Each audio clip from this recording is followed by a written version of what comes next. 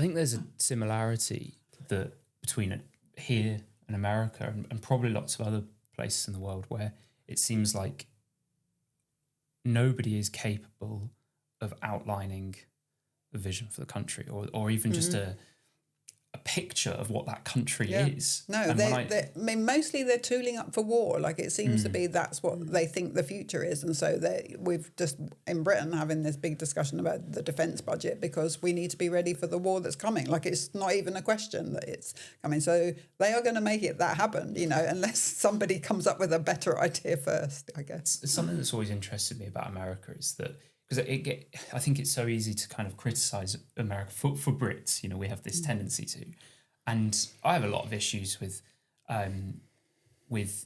particularly the cultural elements, and I don't want to necessarily follow in America's footsteps on certain cultural areas. But one thing I've been really interested in is that there are certain things which in Britain wouldn't sort of bring people together, but in America does. So like this quote unquote the American dream.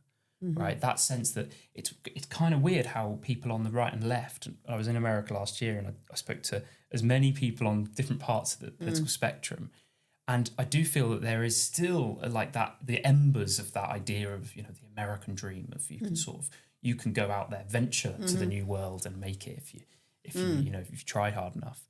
Is the American dream dying or is it dead? Yeah, I don't think it's got much life in it.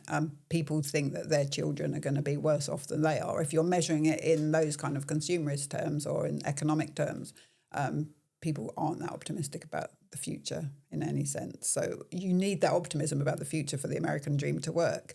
And of course, as I said, it's for about a century they've been looking for that. And I do think that The Great Gatsby is a great representative, like a great example, cultural kind of example of that kind of investigation or kind of that angst about, what has happened to the American dream? Where is our future?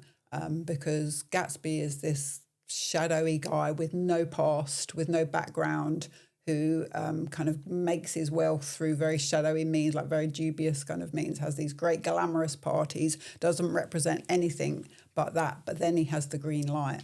And it's that green light that saves America every time, because there is this vision, but we need to, and what Fitzgerald was saying is America needs to create more substance for that vision. It's got to be more about just glamour and money and consumerism and corruption. It's got to be something that's real, that's going to actually mean something to the majority of people. So, and he does think that it's up to intellectuals to create that vision.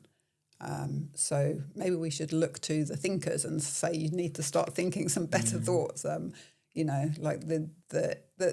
I do think that there has been some kind of movement in the last decade or so in terms of people starting, some serious intellectuals starting to think about where America is going and where the world is going, because the United States, runs the world. So, it does have. What America decides to do does have a big impact on everyone else. But Trump's populism seems to have failed, unfortunately. So on to the next. I think that American dream kind of depends on a meritocracy, doesn't it? In America, it feels like more and more like a dynasty than a meritocracy. Yeah, right? I mean, the reality of the situation in America, the fact that the wealth divide, the income divide, everything is like growing so astronomically, like so quickly that it is very difficult to sustain any kind of sense of equality, which is one of the things the Declaration of Independence offers, promised.